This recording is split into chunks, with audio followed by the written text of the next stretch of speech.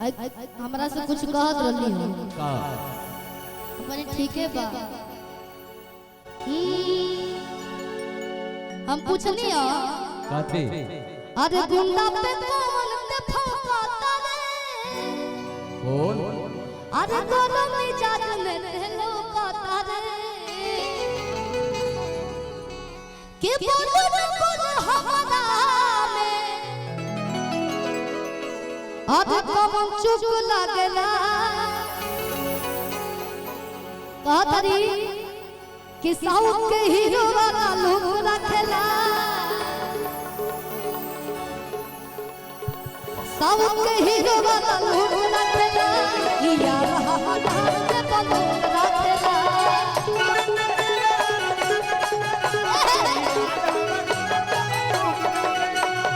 गुंडा पे कौन ने फौकाता रे गोगो में जात में तेलो पाता रे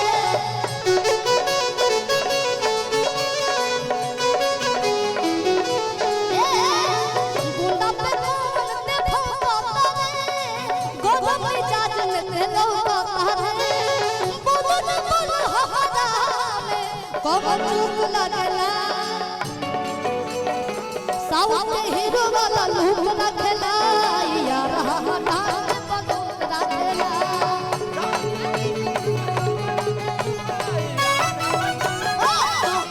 साउथ के हीरो वाला लूक रखेला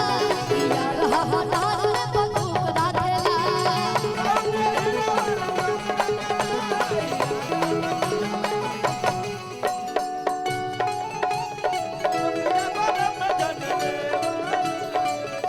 क्या बात है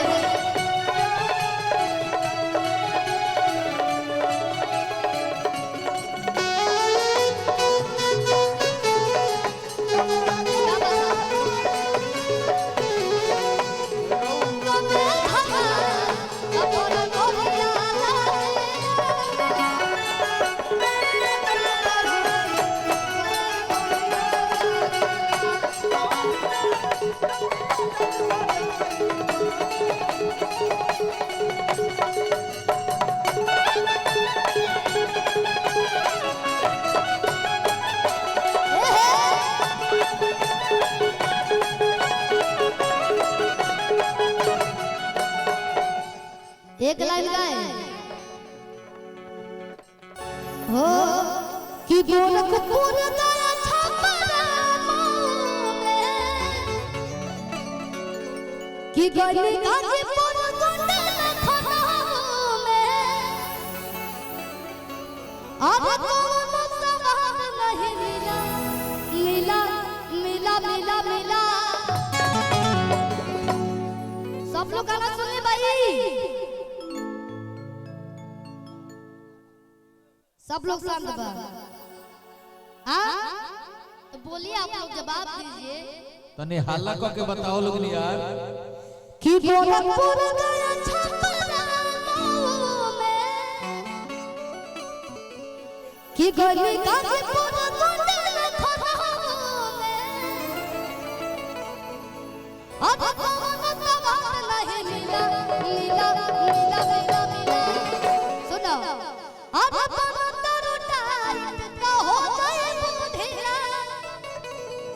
अपन खोट हो गया वही गाने से अपन खोट हो गया वही गाने गोरखपुर गया छपरा में ये गली गाजीपुर गोंडा लखनऊ में